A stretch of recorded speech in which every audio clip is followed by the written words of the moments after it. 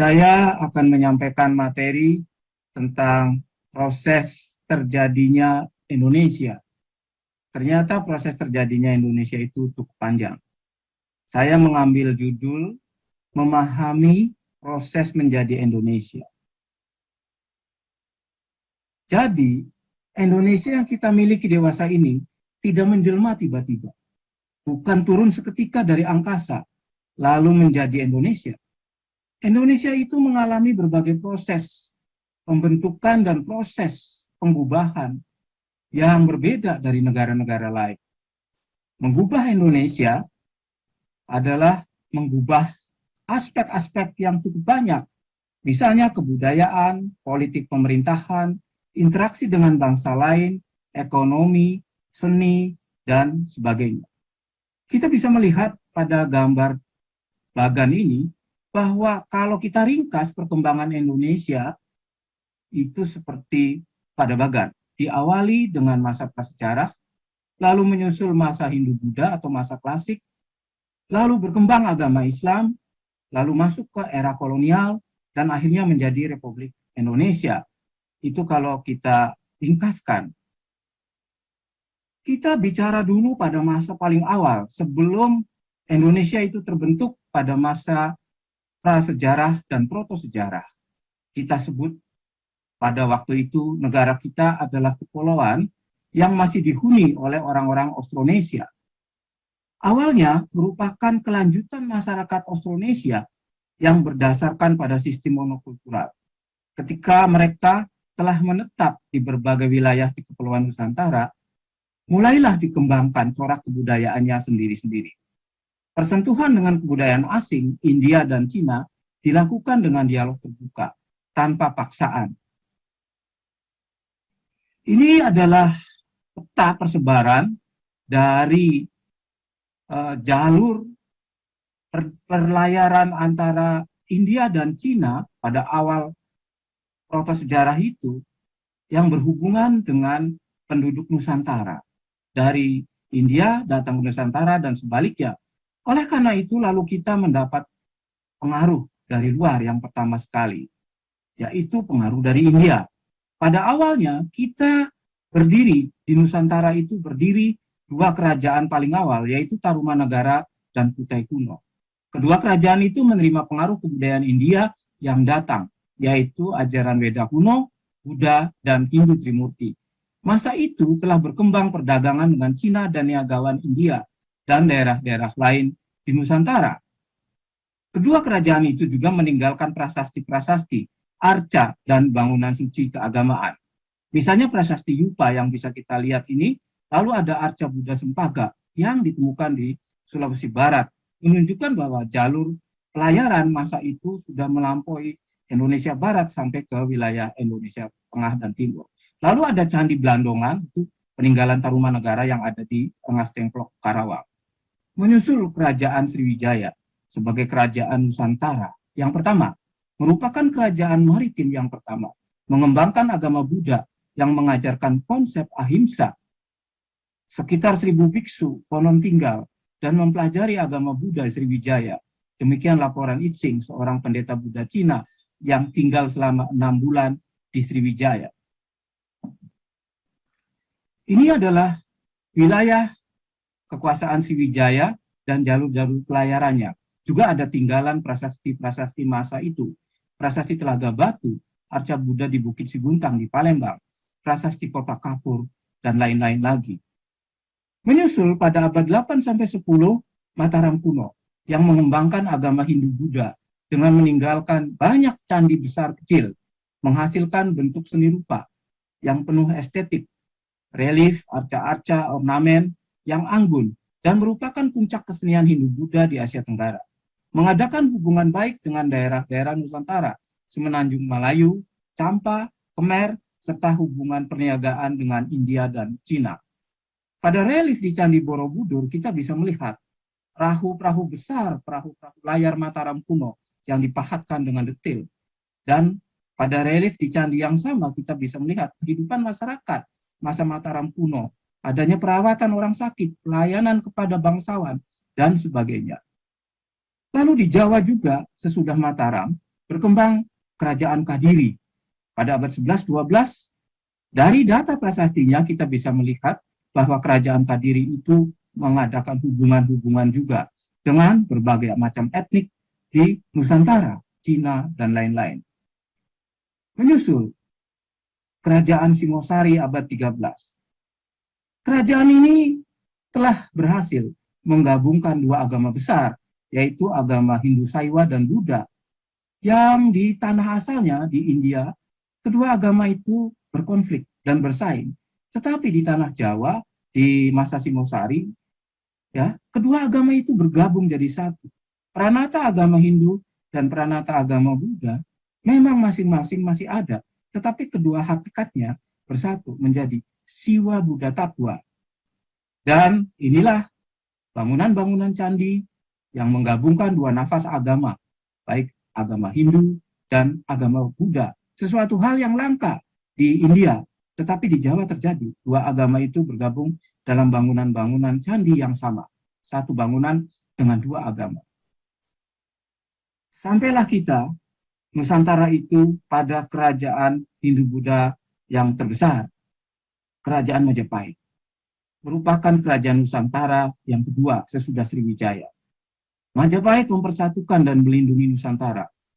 Pada peta itu kita bisa melihat wilayah yang mengenal dan mengakui Majapahit dari Urian negara kita, negara Kertagama, suatu kitab yang disusun oleh Empu Prapanca dan selesai diubah 1365, menceritakan tentang pengaruh Majapahit yang dikenal hingga seluruh Nusantara, Asia Tenggara, Filipina, dan lain-lain. Jadi Majapahit itu sungguh berjaya pada masanya. Pada gambar ini kita bisa melihat ilustrasi dari keraton Hayam Wuruk atau Raja Sanagara di Majapahit berdasarkan uraian dari kitab Nagara Kertagama. Keratonnya terbagi 3, ada beberapa bangunan, dan di depannya ada tanah lapang, dan seterusnya. Masa Majapahit juga meninggalkan banyak sisa kemegahannya. Nah, ini beberapa candi yang berasal dari masa Majapahit dan menunjukkan bahwa Majapahit itu memang maju di bidang keagamaan, arsitektur, seni rupa, dan lain-lain, dan juga diakui di seluruh Nusantara dan Asia Tenggara. Kita pindah ke Malayu. Di Sumatera Barat berkembang kerajaan Malayu Pagaruyu. Rajanya yang terkenal adalah Aditya Warma. Raja ini masih berkerabat dengan raja-raja Majapahit. Dan pada abad ke-14, Malayu, Sumatera Barat itu raja-rajanya memeluk agama Buddha. Tantrayana, sama juga yang dikenal di Majapahit. Salah satu arca besar yang menggambarkan Aditya Warma ditemukan di daerah Padang Roco di Sungai Langsat, Sumatera Barat, sekarang disimpan di Museum Nasional di Jakarta. Dan banyak prasasti juga yang dihubungkan dengan tokoh Aditya Warman tersebut. Bali kuno. Bali kuno juga mempunyai banyak kerajaan. Sesudah kerajaan Singamandala di pedalaman Pulau Dewata berkembang, abad 18-13, rajanya yang terkenal dari Singamandala antara lain adalah Darmodayana Warmadewa atau Raja Udayana. Pada abad 14-15, Bali menjadi bagian dari kemegahan Majapahit. Pada awal abad ke-16, Bali kemudian terbagi menjadi beberapa wilayah kerajaan, antara lain Singaraja, Mengwi, Gianyar, dan Plungkung, sampai kemudian pengaruh Belanda datang ke Bali di awal abad 20. Ini adalah beberapa monumen arkeologis peninggalan kuno dari kejayaan masa Hindu-Buddha di Bali. Ada Gua Gajah, ada Candi Tampak Siring, ada Pura Yahkulu, dan sebagainya.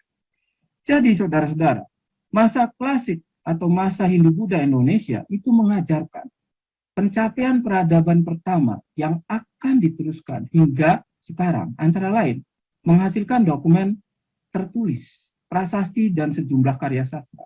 Sebelumnya kita tidak mengenal tulisan, karena masa prasejarah protosejarah. Jadi tulisan pertama yang kita kenal berasal dari India, yaitu aksara Palawa. Nanti menyusul aksara Arab dan menyusul aksara Latin. Nah, aksara pertama yang membuat nenek moyang kita bisa melakukan dokumentasi tertulis adalah aksara Pahlawa, yang kemudian menurunkan bentuknya menjadi aksara Jawa kuno, Bali kuno, Lampung, Bugis, Makassar, Batak, dan sebagainya. Itu adalah turunan dari aksara pertama. Kedua, yang diajarkan dari masa klasik adalah sistem bernegara, membentuk kerajaan-kerajaan pertama yang semula tidak dikenal. Sistem kerajaan itu lalu dikenal. Sistem kerajaan tersebut terus berlanjut hingga masa Islam, dan akhirnya sistem bernegara itu sampai sekarang kita mengenal sistem bernegara. Jadi sistem bernegara paling awal itu dikenal pada masa klasik Indonesia. Yang ketiga, mengembangkan pencapaian estetik yang diekspresikan dalam berbagai karya seni yang terus dikagumi dan menjadi acuan hingga sekarang. Kalau kita lihat dalam Bagan, terjadi pergeseran sifat kebudayaan yang dilakukan sejak masa prasejarah hingga zaman dikenalnya tulisan atau zaman sejarah. Pada masa prasejarah, nenek moyang kita tunggal, orang-orang Austronesia mengembangkan monokultural. Kemudian masa klasik Indonesia, zaman klasik Nusantara, mengembangkan multikultural dengan banyak kerajaan. Begitupun pada masa perkembangan Islam. Islam dan tampilnya kerajaan-kerajaan Islam yang juga mengembangkan kebudayaan-kebudayaan lokalnya, tetapi mereka masih tetap saling berinteraksi. Masuk dan berkembangnya Islam di Nusantara mengalami proses penyebaran secara damai atau disebut penetrasi Pasifik melalui dagang, dakwah, perkawinan, pendidikan, dan sebagainya. Agama Islam akan beradaptasi dengan kebudayaan pra-Islam yang berkembang pada masa sebelumnya. Agama Islam di Kepulauan Nusantara mengembangkan banyak kerajaan dan kesultanan yang merdeka dan berdaulat penuh setelah masa klasik berakhir. Kata ini memperlihatkan bagaimana penyebaran agama Islam itu masuk ke berbagai pelosok pulau-pulau di Nusantara. Dari mulai wilayah barat, Sumatera, Jawa, Kalimantan, terus sampai ke Papua. Ini peninggalan-peninggalan Islam yang kuno, berupa masjid-masjid yang masih bertahan dan dipugar kembali. Akhirnya bisa kita lihat sampai sekarang, yaitu masjid di Pulau Penyengat, di Riau, Masjid Indrapuri di Aceh Besar, dan satu masjid penting di Pulau Ambon adalah Masjid Kuno Wapauwe, yang katanya dibangun pada abad 15. Di Jawa juga muncul kerajaan-kerajaan yang bercorak Islam, yaitu misalnya Keraton Kasepuhan di Cirebon masih ada, dan sisa kemegahan dari Kesultanan Demak, yaitu Masjid Agung Demak, yang sampai sekarang masih berdiri di Demak. Di Sulawesi ada Istana Goa, bentuk dari suatu kerajaan Goa di Sulawesi Selatan. Ada Puri Mangkunegaran di Jawa Tengah. Ada Istana Kesultanan Banjar di Banjarmasin. Lalu di Sumbawa juga berdiri Kesultanan Bima. Lalu Kesultanan Ternate Tidore. Ini adalah keratonnya yang dalam kondisi 2018 masih terawat dengan baik. Kerajaan Gua Talo, Kesultanan Aceh, Istana Kadariah di Pontianak, dan masih banyak bentuk-bentuk dan macam kesultanan lain di Indonesia. Kerajaan-kerajaan Islam di Nusantara itu mengadakan interaksi dan hubungan akrab satu dengan lainnya. Perkembangan kebudayaan di tiap kerajaan atau kesultanan senantiasa berlandaskan agama Islam. Menjaga kemerdekaan dan kedaulatannya, menolak monopoli pihak asing, terutama orang-orang Eropa, Portugis, Inggris, dan Belanda. Sampailah pada akhir abad 16, 1596, mendaratlah orang-orang Belanda dipimpin oleh Cornelis de Houtman di Banten.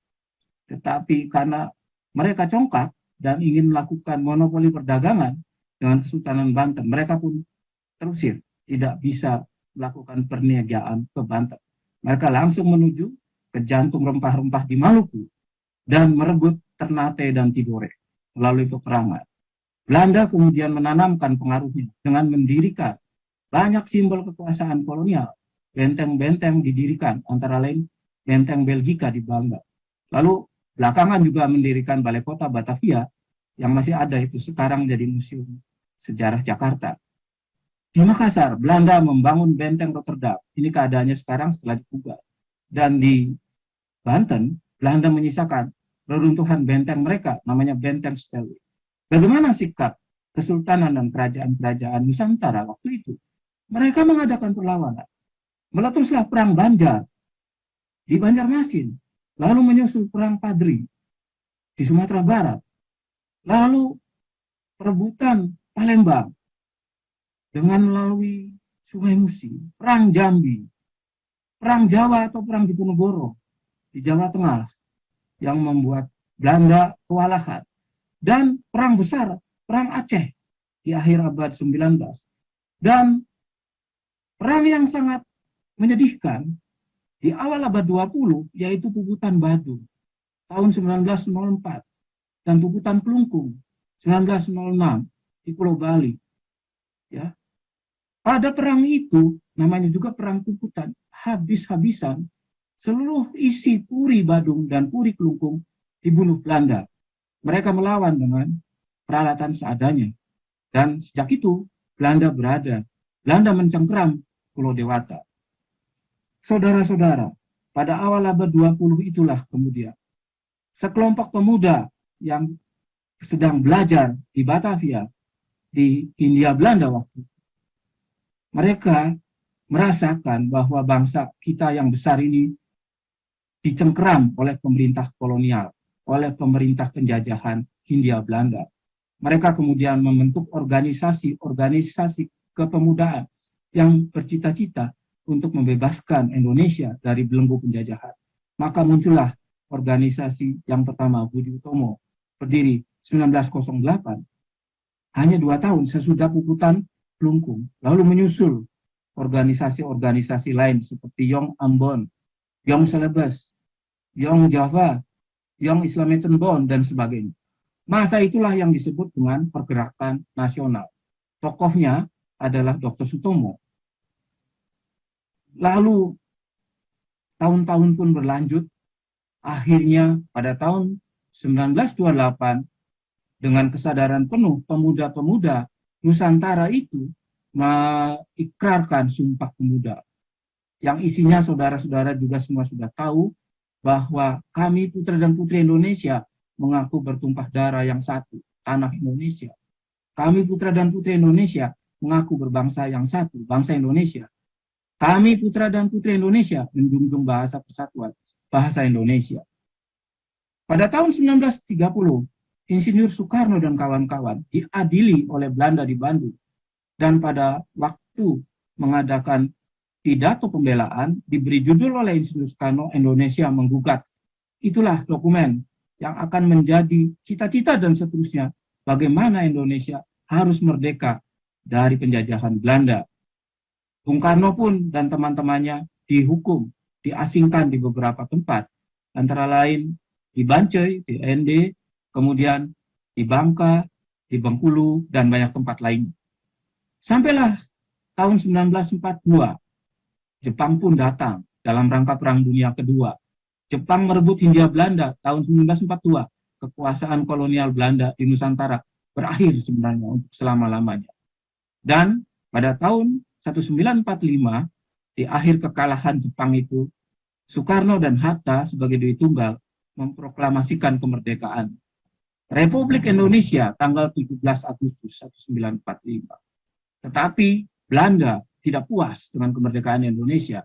Mereka ingin kembali menjajah Indonesia dan mengadakan agresi militer yang dilaksanakan pada tahun 1947-1948. Banyak kisah penderitaan dan kepahlawanan pada masa-masa itu. Akhirnya pada tahun 1949 diadakan konferensi meja bundar. Pada tahun itu pengakuan kedaulatan kerajaan Belanda diberikan kepada Republik Indonesia. Dan Indonesia pun dengan susah payah dan dengan penuh perjuangan dan semangat yang menggelora berhasil merdeka. Satu peristiwa penting lagi, pada tahun 1955 adalah konferensi Asia Afrika. Pada tahun ini Indonesia dipandang oleh dunia internasional karena mampu mengajak bangsa-bangsa di Asia dan Afrika untuk bersatu padu menentang kolonialisme para penjajah dan akhirnya mencapai kemerdekaan. Dan pada akhirnya saudara-saudara, data arkeologis mengajarkan bahwa sejak zaman prasejarah, protosejarah, nenek moyang kita itu sama sebenarnya, yaitu orang-orang Austronesia. Nusantara adalah mosaik etnik sejak masa silam, mosaik sistem kerajaan, sistem kesultanan yang saling berinteraksi dengan damai. Dalam masa kolonial Belanda, kerajaan-kerajaan Nusantara senantiasa menentang kekuasaan kolonial, namun dapat dikalahkan oleh Belanda dengan siasat pecah belah, kuasai, dan dilakukan secara keji. Bangsa Indonesia telah bertekad bersatu dalam sistem kenegaraan yang berdaulat, adil, dan makmur, bergaul sejajar dengan bangsa-bangsa lain di dunia. Saudara-saudara, kita sekarang berada dalam rangka Indonesia yang telah merdeka. Semoga saja Indonesia itu menjadi jaya dan Indonesia Raya itu tetap berkumandang sepanjang masa. Demikian saudara-saudara, kurang lebihnya mohon maaf. Terima kasih. Wassalamualaikum warahmatullahi wabarakatuh.